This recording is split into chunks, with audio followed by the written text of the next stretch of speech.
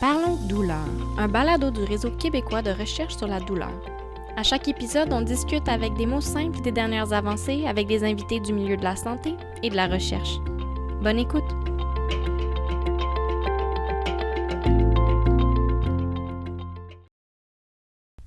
Bonjour tout le monde et bienvenue sur la chaîne balado du Réseau douleur, le RQRD. Mon nom est Yulia Toufa et je suis coordonnatrice de recherche au Réseau douleur. Le 11 novembre 2021, lors de la Semaine nationale de la sensibilisation à la douleur chronique, le ministre de la Santé et des Services sociaux, Christian Dubé, a lancé le plan d'action en douleur chronique sur une durée de 5 ans au Québec. Le plan d'action vise à améliorer l'accès aux services de santé pour les personnes aux prises avec des douleurs chroniques. La douleur chronique peut toucher tout le monde, que ce soit les enfants, les adolescents, les jeunes adultes ou les personnes âgées. Et au Canada, 1 personne sur 5 vit avec des douleurs chroniques. La douleur chronique est assez complexe et comme mentionné dans le plan d'action, sa prise en charge peut être perçue comme difficile aux yeux des cliniciens et des médecins de première ligne parce que la douleur vient avec un bagage. Il existe plusieurs facteurs associés avec le développement de la douleur chronique. Une revue littéraire de Mills et collègues datant de 2019 en liste quelques facteurs démographiques, par exemple l'âge, le genre, l'ethnicité, la situation socio-économique d'une personne ou son statut d'emploi. Il existe aussi des facteurs en lien avec notre mode de vie, le fait de fumer, l'alcool, l'activité physique et la nutrition. Il existe aussi des facteurs cliniques, les autres conditions de santé qu'une personne peut avoir, la santé mentale, le fait d'avoir des chirurgies, le poids, les facteurs génétiques et même les problèmes de sommeil. Aussi, une étude publiée par Ruder et Craig en 2016 a trouvé que la stigmatisation constitue un facteur déterminant dans la trajectoire du patient pour son mieux-être. Donc, aujourd'hui, j'aimerais aborder la santé mentale, la dépendance et la douleur. J'ai eu la chance de rencontrer Dr Michel Perrault, qui est psychologue-chercheur à l'Institut universitaire de santé mentale Douglas et au département de psychiatrie de l'Université McGill. Il est accompagné de Léonie Archambault, candidate au doctorat en sciences de la santé à l'Université de Sherbrooke et professionnelle de recherche dans son laboratoire. Nous avons exploré leur parcours et leur domaine de recherche dans un épisode précédent que je vous invite à aller écouter si vous ne l'avez pas encore fait. Alors, pourquoi s'intéresser à la question de santé mentale dans le contexte de douleurs chroniques et de dépendance? Oui, excellente question. Pour y répondre, je vais citer les travaux de Jennifer Cohen, qui est une étudiante dans notre équipe, qui vient de terminer tout juste, là, c'est tout chaud, sa maîtrise en psychiatrie. Et je vais juste vous résumer un petit peu ses résultats, et ça va vous éclairer, je pense. Elle a consulté, dans un sondage, 148 personnes qui souffrent de douleurs chroniques, qui sont suivies soit dans une clinique spécialisée ou qui ont été recrutées par une association, l'Association québécoise de la douleur, là, où il y a des personnes qui ont des troubles de douleur qui sont membres. Elle a recruté 148 personnes pour son étude. Ces personnes-là ont répondu à un questionnaire là, sur le web. Je vais juste vous livrer quelques résultats, je crois que ça va répondre à votre question. Sur les 148, il y en a 82 qui ont rapporté un problème de santé mentale. Auto-rapporté. C'est plus de la moitié, c'est 55%. Parmi ces personnes-là, il y avait 96% d'entre elles qui ont présenté un score psychologique, de détresse psychologique élevé dans ce groupe-là. Puis, autre point important, c'est que de ces participants-là, les 82 qui ont rapporté un trouble de santé mentale, il y en a seulement 1% qui souffraient de douleurs depuis 1 an ou moins. Les autres, il y en a 75% que ça faisait plus de 5 ans. Puis si on veut être encore plus pointu, 46% que ça faisait plus de 10 ans qu'ils souffraient de douleurs chroniques. on peut se dire que souffrir de douleurs chroniques sur une longue période, ça occasionne, encore là, on peut dire la norme, ça semble engendrer des problèmes de santé mentale. On sait que les services en santé mentale sont efficaces pour aider les personnes qui ont de la douleur chronique. Il faut donc s'assurer que ces personnes-là ont accès à des services de santé mentale. Nous, on travaille sur les services, l'accès, la continuité, l'intégration. Puis on peut se dire, comment faciliter l'accès aux services en santé mentale pour ces personnes-là? Puis on regarde ce qui existe actuellement. Au Québec, on a le programme québécois pour les troubles mentaux courants, PQPTM. Là-dedans, qu'est-ce qu'on prend? L'auto-soin. Il y a toutes sortes de mécanismes. Et aussi la psychothérapie. Je vous rappelle que le traitement pharmacologique, il est accessible. Il est couvert par l'assurance médicaments. Les médecins, on peut les voir. Et ça, on parle d'un traitement rapide, mais qui va être sur une longue durée. Le programme d'accès à la psychothérapie, lui, il couvre, mais disons, c'est un nombre limité de rencontres, dans le meilleur des cas. Alors, qu'est-ce que ça dit? C'est que pour un problème qui est prolongé, qui est chronique, on a recours à des épisodes de traitement, des épisodes de soins qui sont de courte durée, comme si c'était des soins aigus. C'est important d'examiner comment on peut faciliter l'accès aux gens qui souffrent de douleurs chroniques autrement que par des soins qui sont épisodiques et voir comment on peut les appuyer, mais sur une plus longue durée.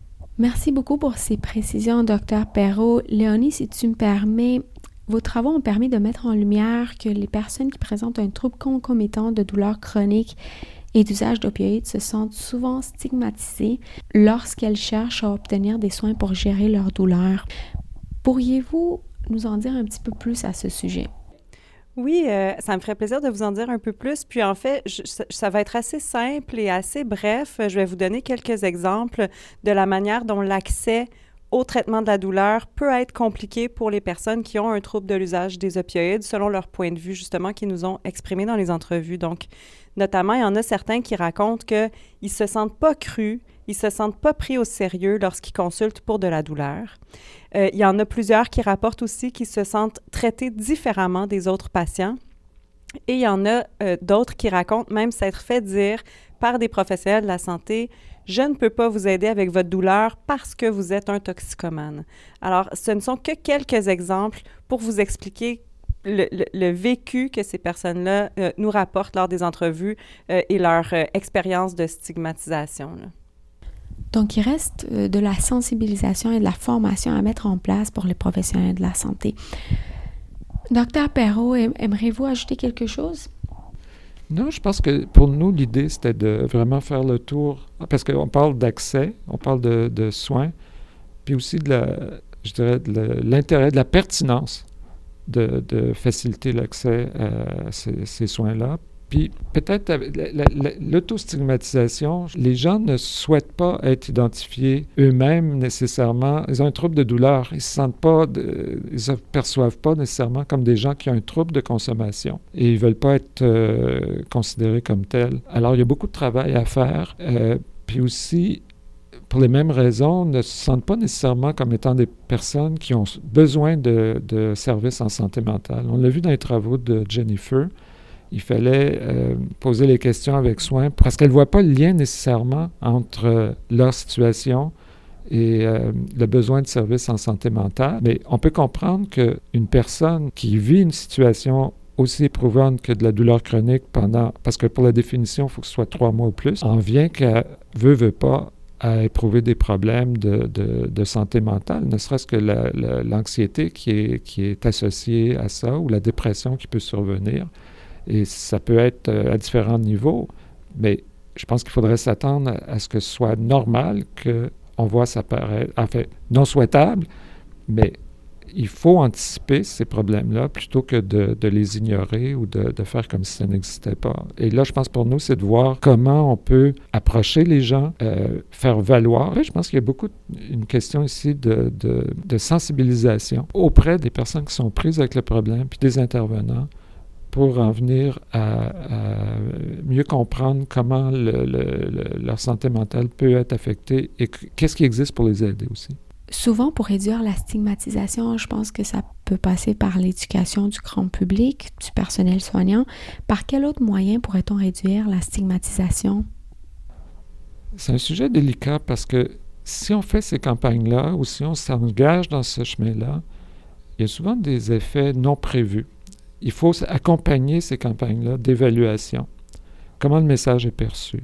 Entre nous, on peut se dire ça, là, c'est important d'aborder la santé mentale, mais dans les campagnes, si on dit c'est important, si vous avez des douleurs chroniques, de les consulter en santé mentale, tout ça, on se trouve aussi avoir un effet inverse qui laisse croire à tout le monde que si vous avez de la douleur chronique, vous avez un problème de jugement. On ne veut pas introduire des nouveaux préjugés, on veut contrer les préjugés. Dans le domaine des addictions, on a vu souvent des campagnes, mais qui ont un effet délétère plutôt que favorable. On voit ce phénomène-là aussitôt qu'on fait des campagnes. D'ailleurs, parce que les gens sont à différents niveaux, à différents besoins. Une campagne, par exemple, pour prévenir l'injection des drogues, peut fonctionner avec les gens qui ne sont pas rendus à ce stade-là, mais pour ceux qui s'injectent, c'est assez banal de leur rappeler, c'est un craving là, qu'on introduit et on ne va pas les aider.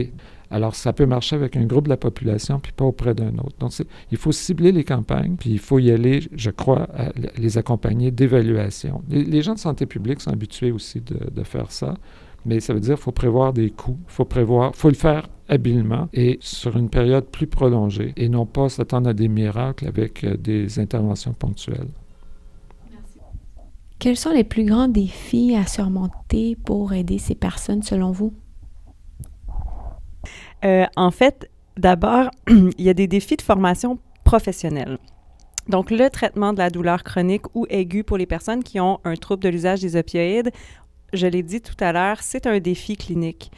On manque encore de données probantes, mais on a quand même des connaissances, sauf que ces connaissances-là ne sont pas nécessairement diffusées efficacement dans tous les milieux de pratique ou dans toutes les disciplines. Donc, la formation professionnelle reste là, un défi pour aider. Il y a aussi des défis de collaboration interdisciplinaire parce que le trouble concomitant de douleur chronique et d'usage d'opioïdes, c'est multidimensionnel, c'est biopsychosocial et donc, on ne peut pas croire que ça peut se travailler en silo. Donc, un autre défi, celui de la collaboration interdisciplinaire. Michel l'a évoqué, il y a tout le défi de l'accès aux traitements non pharmacologiques parce que, notamment pour le trouble concomitant, douleur et trouble d'usage d'opioïdes, il y a des données probantes sur l'efficacité de la thérapie cognitive comportementale pour réduire les impacts de la douleur chronique et les manifestations du trouble d'usage, mais on sait que c'est pas tout le monde qui va malheureusement avoir accès à la psychothérapie ou à la psychothérapie en temps opportun, puis pour la durée opportune où il y en a besoin non plus. Il y a tous les défis liés justement là, à la déstigmatisation.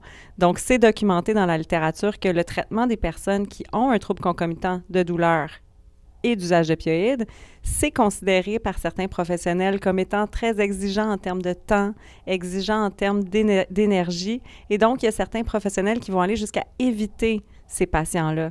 Et dans les entrevues qu'on a réalisées avec des personnes qui ont ce trouble concomitant, il y en a plusieurs, justement, qui se sentaient pas bienvenus dans les services ou qui racontent s'être fait dire qu'ils prenaient la place d'un autre patient qui serait plus méritant ou qu'on pouvait pas les aider, comme je disais plus tôt, parce qu'ils étaient toxicomanes. Et donc, ce genre d'expérience-là, ça fait partie des expériences qui sont très délétères pour les personnes dans leur parcours, dans leur processus de rétablissement. Et donc, ça fait vraiment partie là, des défis à surmonter pour pouvoir bien aider ces personnes-là. Merci beaucoup, Léonie. Quel serait un monde idéal, selon vous, pour l'accès aux soins de gestion de la douleur chronique pour ces personnes? Bien, pour ma part, là, je crois qu'un premier pas, ça serait de reconnaître que ça prend du temps pour les cliniciens et ça prend du soutien pour les cliniciens pour qu'ils soient en mesure d'accompagner efficacement les personnes qui ont des troubles concomitants. C'est-à-dire qu'il faut qu'ils aient le temps puis les ressources pour d'abord bien identifier l'étiologie de la douleur, pour essayer différentes stratégies de gestion de la douleur et pour tisser aussi une relation thérapeutique parce que nos travaux de recherche qualitative avec les personnes qui ont justement des troubles concomitants de douleur chronique, d'usage d'opioïdes et parfois de santé mentale aussi, montrent à quel point ces personnes-là accordent une très grande importance à l'attitude que les professionnels ont envers eux et ils rapportent que ça a vraiment un impact sur leur trajectoire de rétablissement. Qu'est-ce qu'on retrouve sur votre site web? Mais c'est dans le cadre de notre programme de formation croisée, www.formationcroisée.com, pas d'accent. Alors, allez là, c'est gratuit. Il y a des formations en ligne sur différents thèmes, dont les opioïdes. Il y a des capsules, il y a des ressources, des quiz. On a plusieurs... Ah oui, il y a ce qu'on appelle des rencontres virtuelles sur les organismes qui offrent des services en lien avec les addictions, les services de toutes sortes dans les comorbidités. On met des liens vers des outils cliniques. On essaie vraiment de diffuser de l'information clinique pertinente et que les gens puissent, lorsqu'ils ont terminé de consulter notre site web ou une partie de notre site web ou de notre contenu, avoir une meilleure idée de qui fait quoi dans le réseau pour s'arrimer finalement avec les autres. Donc, ces ressources, ces outils s'adressent surtout aux intervenants œuvrant auprès de personnes qui sont prises avec la douleur, la dépendance et la santé mentale. Notre groupe cible, ce sont les intervenants. Comme je disais au départ, on vise à soutenir les intervenants pour les amener à mieux comprendre les différents réseaux. C'est sûr que quelqu'un qui s'intéresse à la question, puis qui est pas... Parce que quand je dis intervenants, ça peut être les gens qui sont des professeurs, des policiers, les gens qui sont appelés à intervenir dans des situations qui touchent les différentes comorbidités qu'on a couvertes. Mais c'est pas centré principalement pour obtenir de l'aide pour les personnes qui sont en souffrance elles-mêmes. Avez-vous un moyen de déterminer l'impact des capsules vidéo et des informations et des ressources que vous avez mis en place? On a tout un processus d'évaluation. Donc, d'une part, évidemment, on tient le compte de toutes les statistiques de fréquentation de ces capsules, des formations, de tous les contenus qu'on propose. En plus des statistiques qu'on compile, lorsque les participants participent à une activité, on leur demande d'aller remplir un formulaire d'évaluation. Malheureusement, c'est une faible proportion qui y va, mais n'empêche que lorsque les participants vont remplir les questionnaires d'évaluation, ça nous permet de savoir si les activités ont répondu à leurs attentes, s'ils ont connu de nouveaux organismes, s'ils vont pouvoir mettre en pratique ce qu'ils ont appris dans leur pratique clinique. On pose aussi des questions sociodémographiques pour savoir un peu qui est notre auditoire. Donc, on a différentes questions comme ça qui nous permettent d'aller chercher un peu d'indices sur l'impact que ces activités peuvent avoir dans leur pratique. Le matériel qu'on produit est utilisé, par exemple, comme il y a une prof d'université qui l'utilise dans ses cours. Il y a des capsules qui correspondent bien à ce qu'elle fait. Si vous voulez, on a des rétroactions de différents milieux qui même intègrent ça dans leur formation à leurs employés. Ce qui nous dit, c'est un impact indirect, mais c'est ce qui nous signifie que peut-être au niveau du contenu, ça répond à certains besoins. Il ne faut pas oublier aussi qu'actuellement, il y a tout un mouvement de jeunes professionnels qui entrent dans le réseau. Ces gens-là ne connaissent pas nécessairement tous les services qui sont offerts, ils ne connaissent pas nécessairement toute la gamme, puis les différents types de comorbidités, tout ça. Ils sont généralement contents d'avoir de l'information de base, pas juste sur les services, mais sur les problématiques. Alors, on sait qu'on rejoint quand même cette nouvelle clientèle qu'on n'avait pas nécessairement ciblée au départ. Merci beaucoup à vous deux d'avoir pris le temps de répondre à mes questions. C'est un grand plaisir. Merci beaucoup. Merci à vous. Merci d'avoir écouté Parlons douleur. N'hésitez pas à vous abonner pour ne pas manquer un épisode et à partager le balado avec vos amis. Pour plus d'informations, visitez notre site web rqrd.ca ou encore notre chaîne YouTube en cherchant Réseau québécois de recherche sur la douleur. À la prochaine!